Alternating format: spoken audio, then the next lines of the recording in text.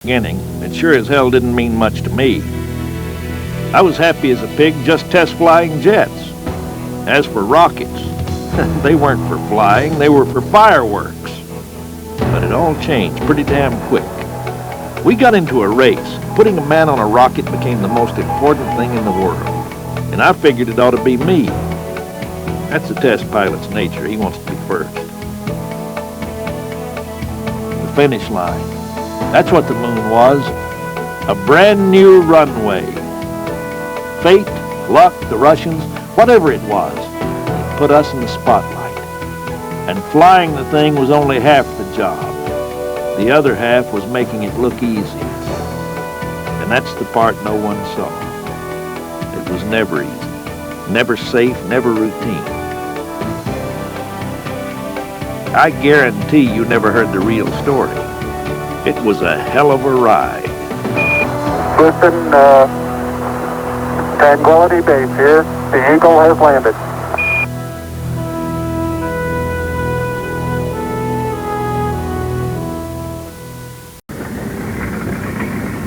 It was 8 years since Kennedy said we'd put a man on the moon by the end of the decade. With only 5 months to go, we were too busy getting ready for our first moonshot to worry much about the Russians. Then the CIA gave us a wake-up call we couldn't ignore. Satellite photos showed a monster rocket ready on the Soviet pad. It could only have one target, the moon.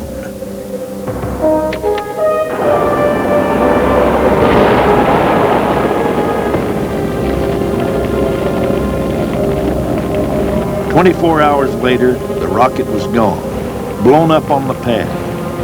Russians were out of the race, but their disaster, yet another reminder. This was the world's most dangerous business.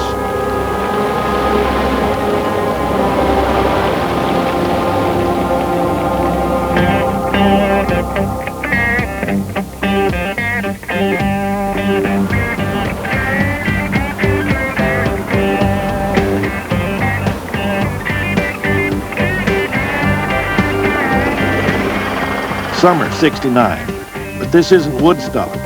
It's the moon launch at Cocoa Beach, and the world had come to watch. I was still grounded, running the astronaut office and doing everything but fly. Launch days were the worst. I felt like a damn babysitter.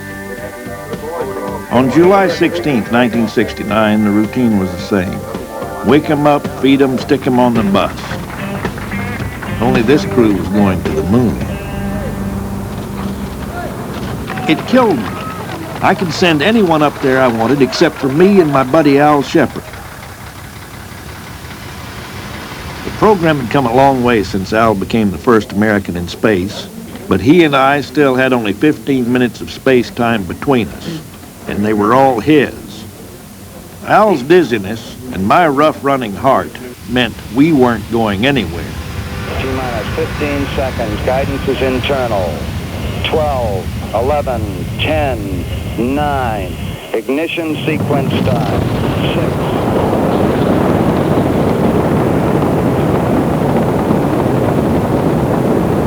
Liftoff. We have a liftoff. 32 minutes past the hour.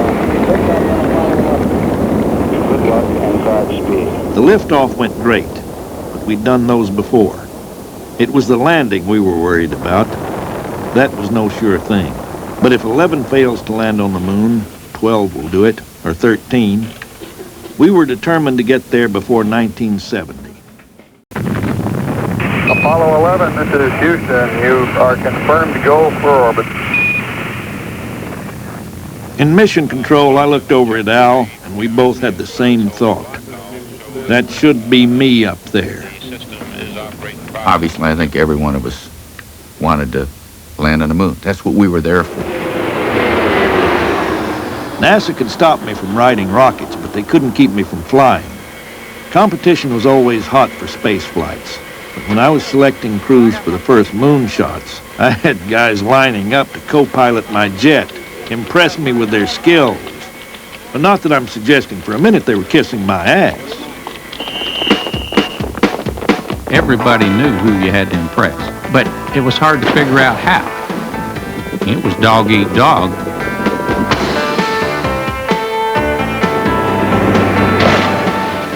There's no mystery about how I selected crews for the moon flights. I figured any one of these weenies would do a great job, so I put a list together of 18 and told them, one of you guys is going to be the first to walk on the moon. I don't know who, and I don't give a damn. You're all equally qualified. Of course, I knew one was better than the rest, but I couldn't go. Apollo 11, this is Houston. You are go for TLI, over. Roger. Ignition. We confirm ignition, and the thrust is go. Apollo 11, roger. Houston, Apollo 11, that sat in, gave us a magnificent ride. Neil Armstrong, Buzz Aldrin, and Mike Collins. 3 men headed for the history books. But they weren't picked for their personalities or because they were any better than the rest. They just happened to end up at the right slot on the flight rotation. Apollo 11, this is Houston. Looks like it's going to be impossible to get away from the fact that you guys are dominating all the news back here. Even Pravda in Russia is headlining the mission and calls Neil the czar of the ship. Neil, czar of the ship. Buzz loved that. He didn't like playing second fiddle to anyone. Tension between Neil and Buzz came to a head when Buzz tried to grab the brass ring, the first step on the moon. I'm sure you don't wait until you get on the surface of the moon before you decide who steps out first. Being first on the moon obviously would be a landmark that everybody would remember because no one remembers the second guy. Do you remember the second guy to fly the Atlantic? So I, at one time, made the observation to Neil that I felt we needed a decision on this, and that one way or the other, regardless of how I felt or he felt, we needed to have a decision made on this. And his observation was something to the effect that he realized the historical significance and that he was not going to make a decision that would rule him out of that opportunity. Buzz Aldrin made no secret about who he thought should be the first one to take that step on the moon. We had always assumed Neil Armstrong, who was the spacecraft commander, was going to be the first man on the moon. We always felt like it was an unnecessary conflict that was created by Buzz, and kind of it created kind of a bad taste in other people's mouth about Buzz making this fuss about it. Within a week or two, there was a decision made that Neil would be the first one. And being a military man and understanding seniority, that was perfectly all right with me. It came down to tradition, and tradition says the commander always goes first. Besides, Neil was closest to the door. But we had much bigger problems to worry about than the first step. Like, could we even get them on the moon? There were a lot of times when I come home from work and think, we just aren't going to get to the moon. We cannot make the lunar module light enough. The lunar module, or LEM, we'd designed for the landing could only operate in the moon's gravity. So we couldn't even test fly this baby. Neil had to make do with practicing the landing in a mock-up nicknamed the Flying Bedstead.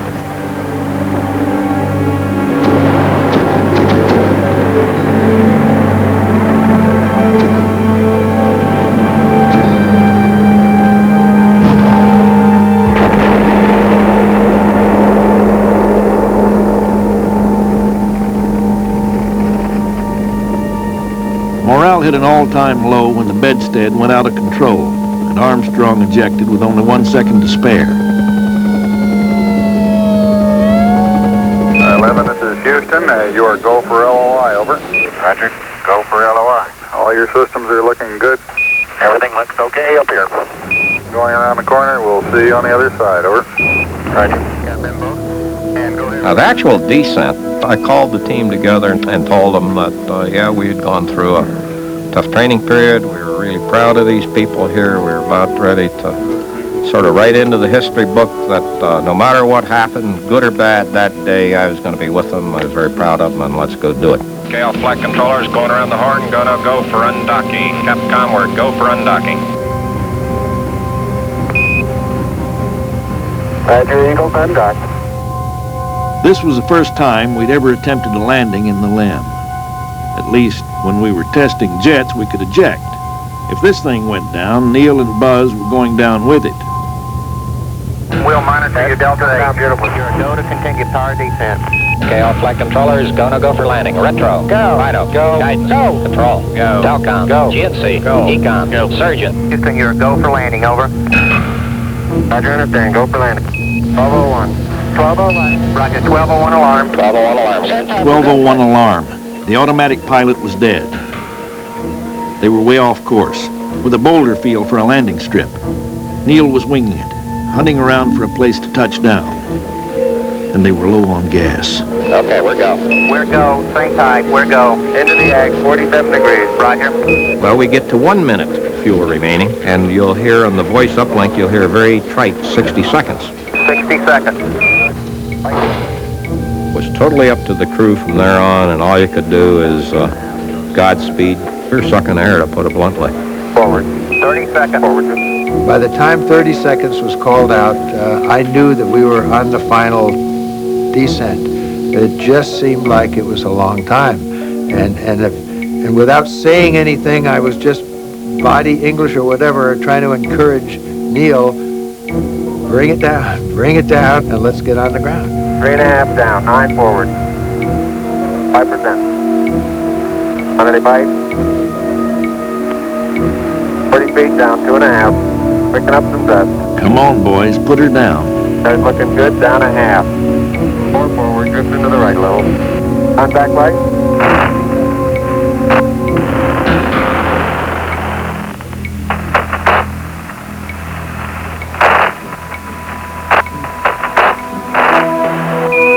Houston, Tranquility Base here. The Eagle has landed. We copy you down, Eagle. You got a bunch of guys about to turn blue. We're breathing again. Thanks a lot. That's the first time he had opportunity to really sit down and say, hey, Christ, we really did. This is Apollo Control Houston at 105 hours. Now into the flight to Apollo 11. Okay, Neil, we can see you coming down the ladder now. Okay, Neil, we can see you coming. I'm going to step off the limb. That's one small step for man, one giant leap for mankind.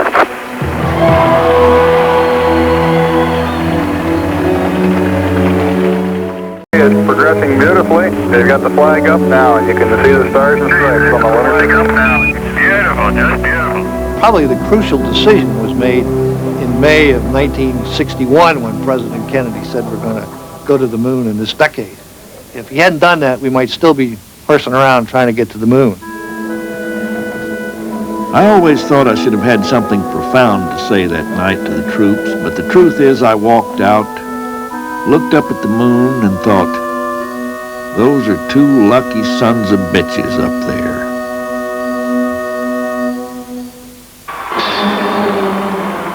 I'll never forget that picture. The guys in that little damn quarantine doghouse and Nixon looking through the window like he might catch moon germs. Well, we'd won the race to the moon, and Neil Armstrong was the most famous man on Earth. But we weren't going to stop there. We had all these great plans for space stations, big moon bases, even trips to Mars. The one thing we hadn't figured on was the public losing interest. Well, it makes you wonder whether or not we get our priorities in order, actually. It's not worth it. No way in the world. Why should they go up there when they have so many ghettos that should be cured? People are going hungry all over the United States, and they need jobs and everything else. Down to the pad. Man, that may have been a small one for Neil, but that's a long one for me. Apollo 12, the second landing. Already it was old hat, and the program was under question. That meant only one thing to astronauts. I might not get my ride. One guy was determined he would get his ride. Nothing was going to stop Al Shepard, not even the fact that he'd been grounded for 6 years.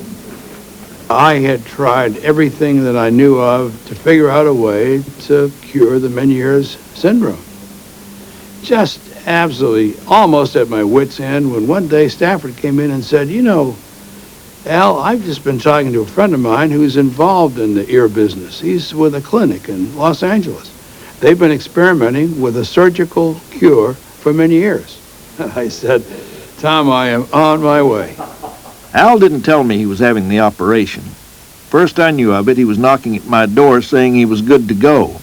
My first move, of course, was to head for a visit with my old friend Slayton. And obviously both of us knew that the next available mission, which had not been announced, was Apollo 13. So I said, Deke, that's the one I want.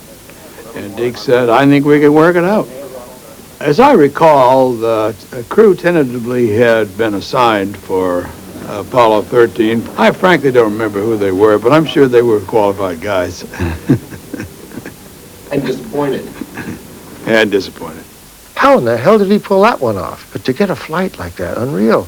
And here's Deke, who just had a minor fibrillation, no major problem, and here's Shepard on a command of a lunar mission. Well, he pulled it off. He hadn't pulled it off quite yet. For the first time ever, the NASA brass rejected my crew selection.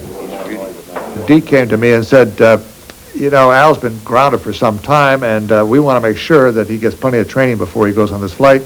So why don't you take 13, and we'll give Al 14. And we were all happy until 2 days out. We might give you a quick shot of our entertainment on board the spacecraft. The whole world had watched the first lunar landing. Now we couldn't even get the networks to air this live TV show from Apollo 13. They ran soap operas instead. Okay, Jim, it's been a real good TV show. We think we ought to conclude it from here now. What do you think?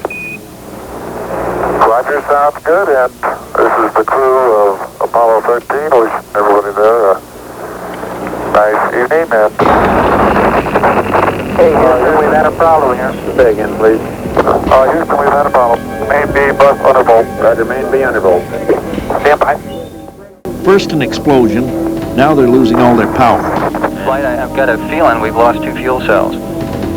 I hate to put it that way, but I don't know why we've lost them, and it's not an instrumentation problem. O2 tank 1 is steadily decreasing. We had a pretty large bang associated with the caution and warning there. It doesn't look good. Of course, we didn't know what caused it. Didn't know whether it was a meteorite that hit someplace. And I looked up at Fred Hayes, who was in the lunar module at the time.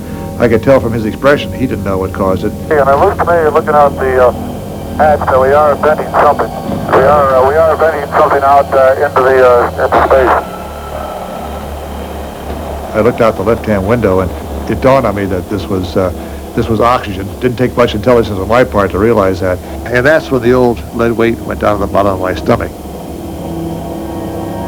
It couldn't have happened at the worst time. 200,000 miles from Earth, and now we have an explosion and we're losing all of our oxygen. We couldn't figure out what the hell had happened. We'd already proven we could handle emergencies. A failure here, a breakdown there, but this was different. Everything was failing at once. We called in every man we had. When Kraft came in, I said, Chris, I think we're in a bunch of shit. Here is a bulletin from ABC News. The Apollo 13 spacecraft has had a serious power supply malfunction. At the moment, the astronauts are continuing to try to isolate their trouble. A late report says the spacecraft now is operating on battery power alone. All unnecessary equipment is being turned off. I want you to get some guys figuring out minimum power in the LEM to sustain life. We figure we've got about 15 minutes worth of power left in the command module, so we want you to start getting over in the LEM and getting some power on that. The spacecraft would be dead in 15 minutes. The crew needed a lifeboat, and the only thing that came close was the lunar module. And about the time they finally called up and said, we think you got a real problem, that you might have to use the lunar module as a lifeboat. Well, Fred and I were already climbing through the tunnel and going back into the lunar module. I'd say this is as serious situation as we have ever had in manned spaceflight. If at any time in the mission, however, if the LEM had separated and we had gotten ourselves into a rendezvous situation or the command module being around the moon, then what you state is absolutely true. It would be a fatal situation. And that was probably the toughest, undoubtedly the toughest press conference I've ever been to, where I knew the wives and the kids of the guys who were up there and who were close friends of mine, and I wasn't really convinced we were going to get them back. It really didn't look very good at the moment. Now the media was covering the story. The third moon mission might not preempt regular TV, but a disaster in space would. spacecraft didn't have the power to turn around. We'd have to use lunar gravity to whip them back to Earth. They might have had in the back of their mind, it'd be much better for that crew to come back and hit the Earth in some manner. Not so much that it was survivable, but rather than have us as a monument to the space program that would whip around the Earth for infinity. We were racing against time. The lunar module was keeping the guys alive, but it was never designed for a long trip. Fred Hayes determined how much oxygen we had in the lunar module, how long the batteries would last, how much water we had on the lunar module, not just to drink, but also we had to use it to cool all of our electronic systems, otherwise they would fail. When Deke asked me first, will we have enough power? And I told him very honestly, Deke, I don't think so. And it turned out that we would run out of electrical power and water long before we could get home. We had to get them home sooner. That meant speeding up the spacecraft. But they only had enough power for one attempt at this critical burn. And just as we were approaching the moon, the ground had called up and said, yeah, we think these procedures will work. Are you ready to copy? And I said, yes. And I looked over at my companions and I said, gentlemen, what are your plans here? And they said, Jim, if we go around the far side of the moon, we're going to take some pictures. And I said, if we don't get home, you won't get them developed. Okay, look it. Let's get the camera squared away and get all set for the burn. We got one chance, pals. Jim, you go for the burn. Go for the burn. Roger, understand. Go for the burn. Guide, first line. Control, okay? Let's go. Go, Capcom. Pinko, do you have the Omni for the burn attitude? We're burning 40%. West Houston, you're looking good. Shut down. Roger, shut down. I'd say that was a good burn. At this point, I wanted to get the crew some rest. They'd been awake for days. I feel we've gone a hell of a long time without any sleep. We're going to have to start thinking about getting people back to sleep again because I didn't have any sleep last night at all. You couldn't sleep. I mean, it was just a cold, clammy. Everything was getting wet. All the windows were perspiring. The metal was very cold to the touch. It seemed to sap out any heat out of your body when you touched it. I developed a prostate urinary infection and had the most severe chills and fever that I'd ever had, and at times couldn't stop shaking. And we were trapped in this vehicle.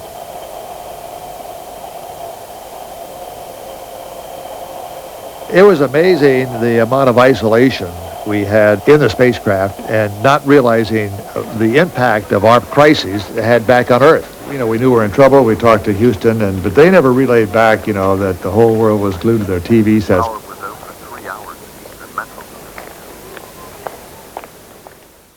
Last few ounces of water. It had been the longest 6 days of our lives.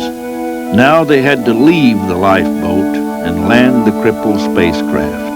We'd overcome obstacle after obstacle, but it wasn't over yet. We jettisoned the service module, and then we saw it. The huge hole left by the explosion. And there's one whole side of that spacecraft missing. The whole panel is blown out. A lot of debris is just hanging out to the side. An explosion that could tear a hole that big could have damaged the heat shield. Without that shield, they'd burn alive. No one said anything to the crew. Nobody had to. I've got it. Okay, copy that. Farewell, Aquarius, and we thank you. The lifeboat was gone. The crew was back in the crippled command module with a dicey heat shield and only enough battery power for re-entry. All we could do was cross our fingers. Hang in there, it won't be long. Okay, LOS in a minute or a minute and a half. An entry attitude we like on the Charlie.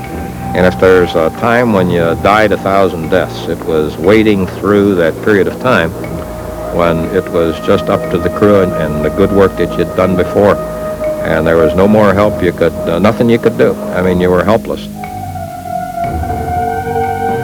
Odyssey Houston standing by, over.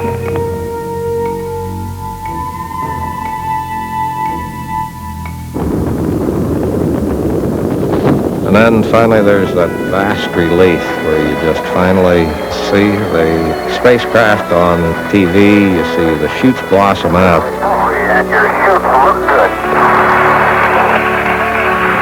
Odyssey Houston, we show you on the main. It really looks great. Apollo 13, this is recovery, over. Another chair in the control room as we head splashdown. This one here, it was really a combination of absolute exhilaration and total exhaustion. But it was just to the point, and then I just cried when it was all over.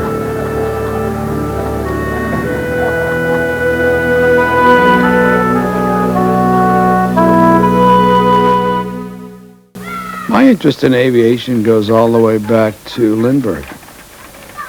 I was a young boy when he flew. Of course, he immediately became a national hero. He became certainly a hero of mine.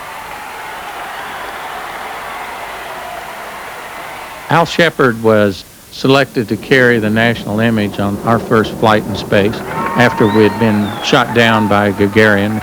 Then it was fitting that after Apollo 13, Al Shepard is the commander of the mission that is going to restore the confidence in the space program. The retread and the two rookies. That's what Al, Stu Rusa, and Ed Mitchell were known as. There was a whole lot of bitching in the ranks that Al picked two guys with no flight experience to go to the moon.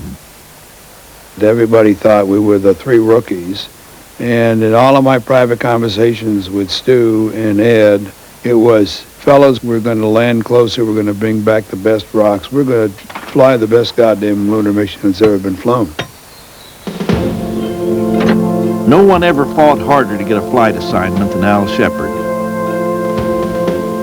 And no one ever worked harder to get ready than this old Project Mercury veteran and his two rookies. He and I walked out and looked at his Saturn V, 38 stories high, all lit by spotlights.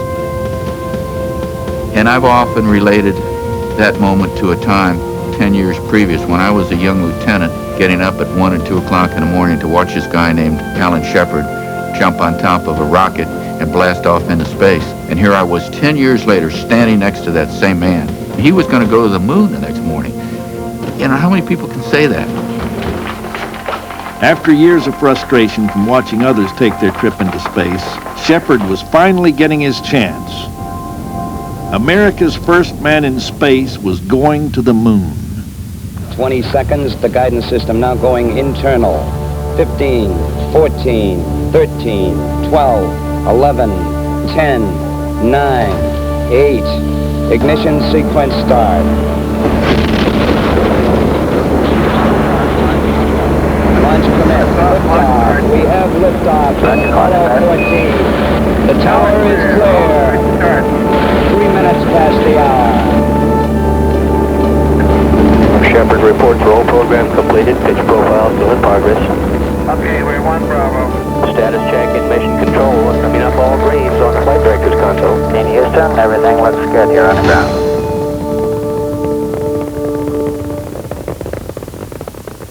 Apollo 14, Houston, your go for the moon, go for TLI. Right here, go for TLI. Al had his ride, but after Apollo 13, we weren't taking anything for granted. And sure enough, we had problems from the get-go.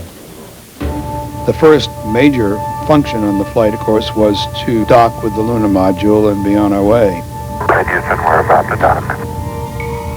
You get that thing dead center, bounced right back out with no capture.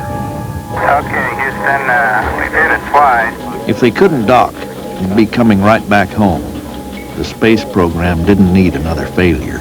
I thought that maybe I didn't hit it hard enough. Sure looks like we're closing fast enough. I'm going to back out here and try it again. You do have a go for another try. Tried it again.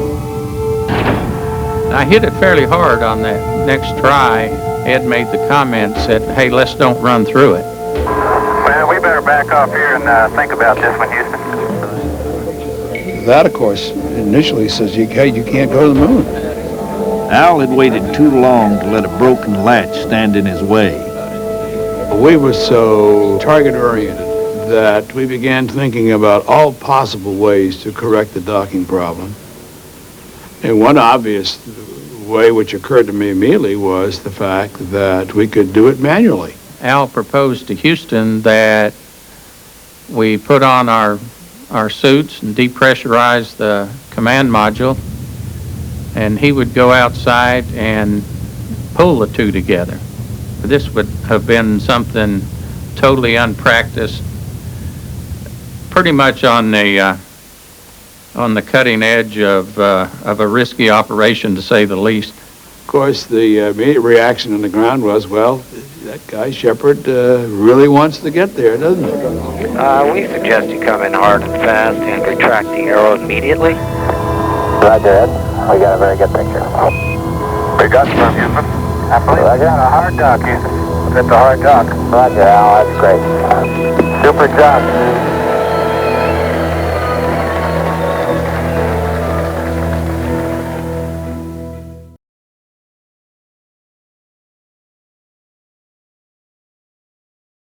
Hey, Al, everything looks good down here, and you have a go for LOI. Hey, Fredo, we sure picked a clear day to arrive. There's not much haze in the air at all. Incredible. This is really a wild place up here. Wheels down and Al would be there. All he had to do was land. But this would be the toughest landing yet, even for a carrier pilot. The site was a mountainous region with peaks 10,000 feet high. Just as Al started down, he lost the thing he needed most. The landing radar was dead. And we kept getting lower and lower and closer to 13,000 feet, and still no landing radar. There was no way we were going to let Al go down without radar. And if he didn't get it working by 13,000 feet, mission rules said he had to abort. After all this effort, all this time, we're almost there, and we've got a serious problem here. As Al got closer to 13,000 feet, I started getting nervous. My old buddy just might disobey that order. Apollo 14, this is Houston. The ground rules are sometimes made upon arbitrary decisions. Maybe one could have gone to a lower altitude before deciding to abort. Maybe one could have gone down to the point actually where one could pitch over and actually view the lunar surface. And of course, if one does that, then hypothetically one is able to make a safe landing. He was not going to abort. He's going to land. Finally, some bright young man in the control center realized from looking at his indications that the radar was in fact on, but it was locked up on infinity. So he said, well, let's turn it off and let it recycle, and I think it might work. And Terry's Houston would like you to cycle the landing radar breaker. Cycle. Okay, I would like to accept the radar. Board radar. Oh, great. And then Terry's Houston, your go for Paramaro. 90 feet, 4 feet per second, 5 feet per second now.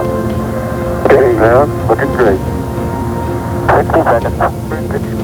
Okay, 50 feet down, 50 feet.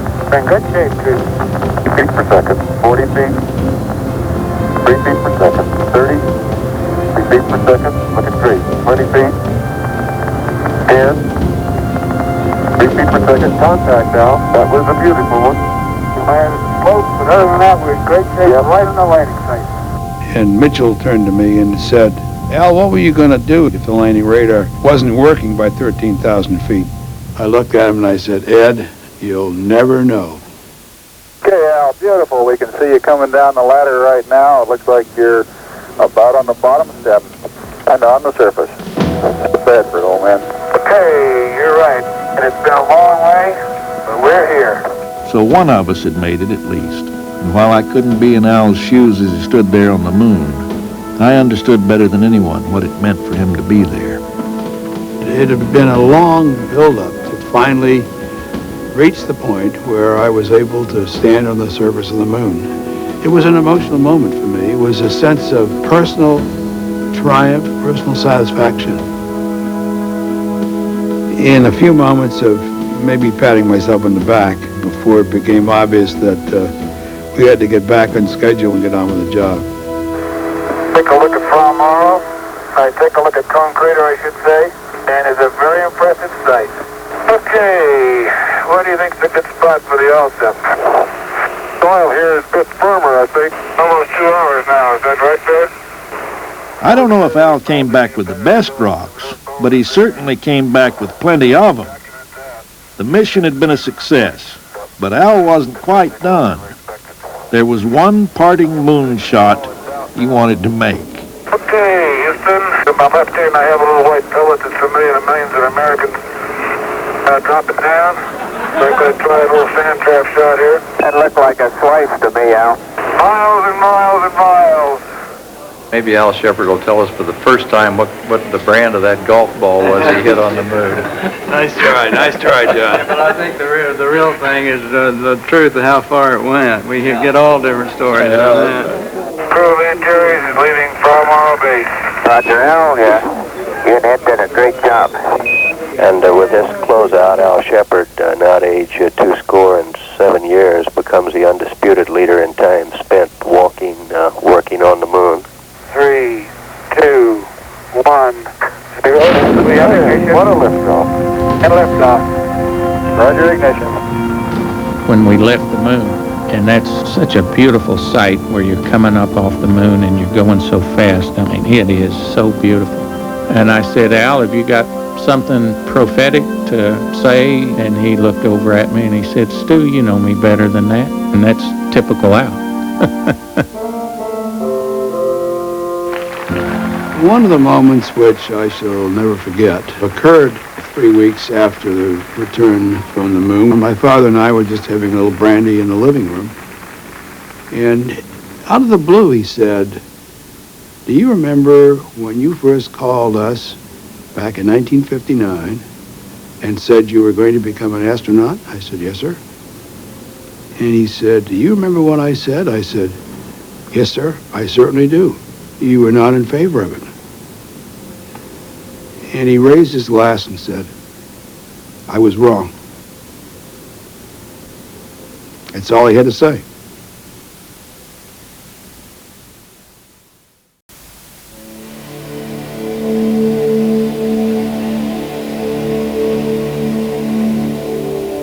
Apollo 17, the final moonshot.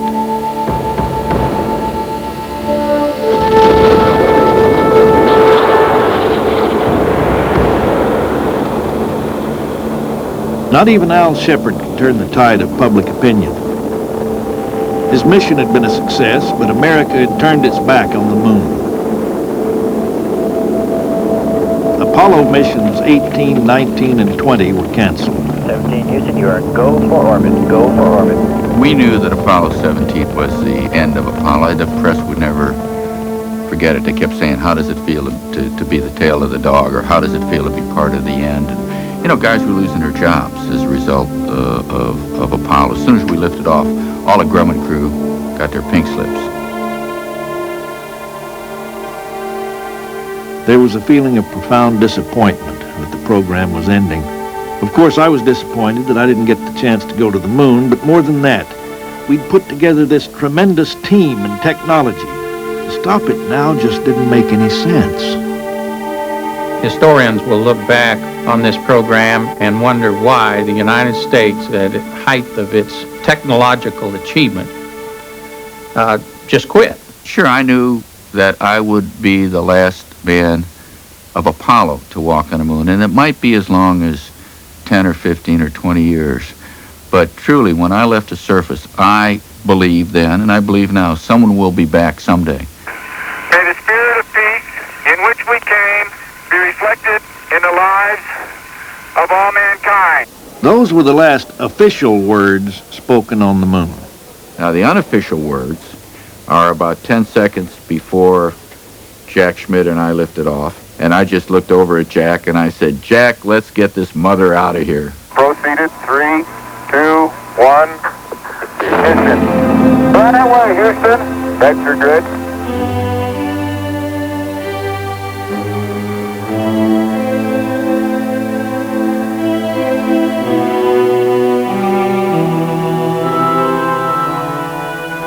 I remember when I called George Lowe and told him I was leaving the program, he wrote me a very nice letter, and in that letter he said, there'll never be another Apollo in anybody's life. And I thought maybe that says it all.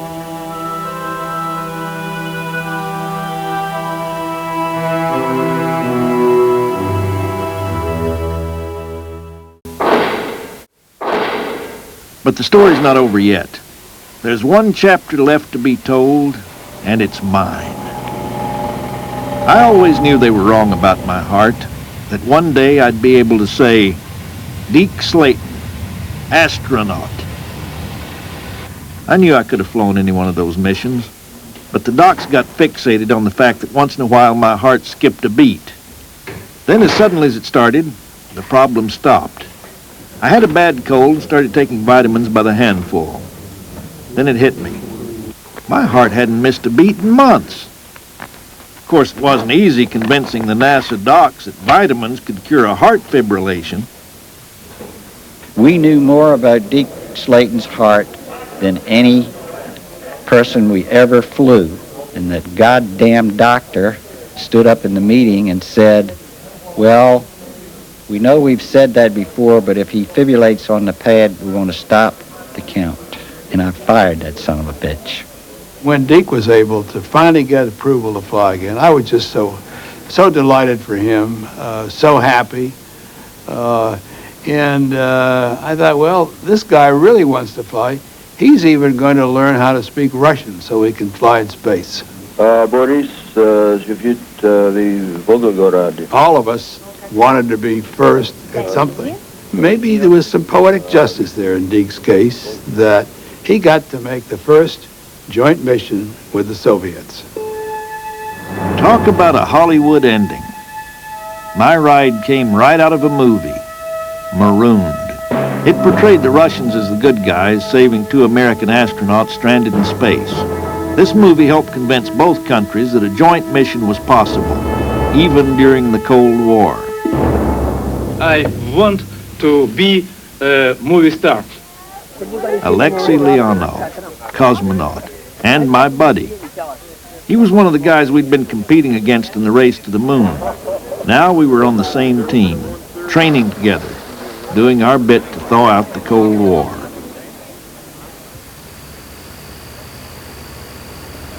Here I am at another pre-launch breakfast. Only this time, I'm not sitting on the sidelines. Finally, it's my turn. Good morning again. Jim Hartz and Alan Shepard from the Mission Control Center in Houston, Texas. At that time, we were very close, having worked together in an administrative capacity over the years when neither one of us could fly. And to finally see my buddy get a chance to give it a go really meant a great deal to me. 5, 4, 3, 2, engine sequence start. 1, 0, launch commit. We have a liftoff. All engines building up thrust. Moving out. Clear the tower. Roger, power clear. Roger, Tom, you got good thrust on all engines. You're right on the money. Roger. Dan, this is worth waiting 16 years for. Apollo Houston, you're go for station. Roger, go for station. The launch. I loved it. Damn, I'd like to do one of those every day. Didn't get a whole lot of time to cogitate, but I couldn't help feeling a little sad that this was the last time an Apollo spacecraft would soar into space. And of course, I thought about Gus. Apollo Houston, I got 2 messages for you. Moscow is go for docking. Houston is go for docking. It's up to you guys. Have fun. All righty, sounds good. Apollo Mila Alexei. 3 meters. 1 meter. Contact. Capture.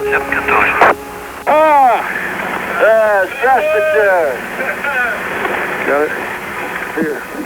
If you'd have told me way back when that one day we'd be shaking hands with the Russians in space, I think I'd have told you to go see one of my doctor friends at NASA. The irony is, we needed the Russians all along. If we hadn't had them sitting out there, we might never have even tried to shoot the moon. It's like all American endeavors. We've got to have a competitor. Old philosopher says the best part of a good dinner is not what you eat, but with whom you eat.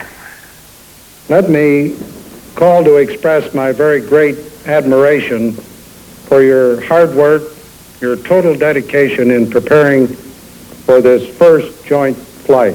Deke, you've had a very, very long record of distinguished service preparing other astronaut crews for various space missions. And we're extremely pleased to see you on the crew of the first international manned space flight. As the world's oldest space rookie, do you have any advice for young people who hope to fly on future space missions? Well, yes, I have a lot of advice for young people, but I guess probably one of the most important bits is to, number one, decide what you really want to do, and then secondly, never give up until you've done it.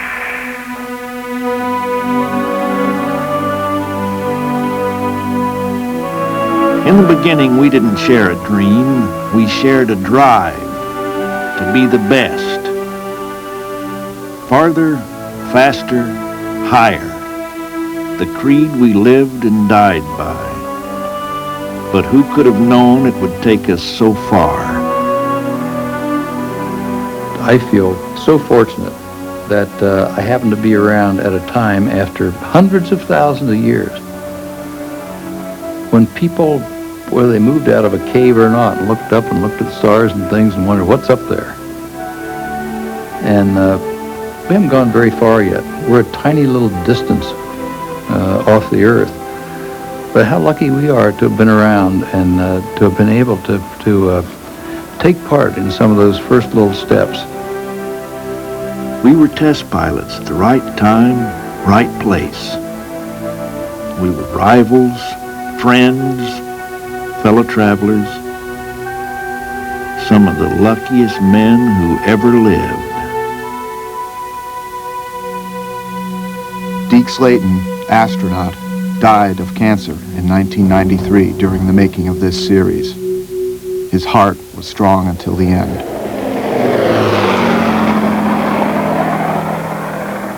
Six hours after his death, Deke's racing plane was spotted taking off from a California airport. Not only had Deke died hours before, but that same plane, that same time, was in a Nevada museum. As Deke always said, no matter what happens, keep the dream alive. Godspeed and good tailwinds, buddy.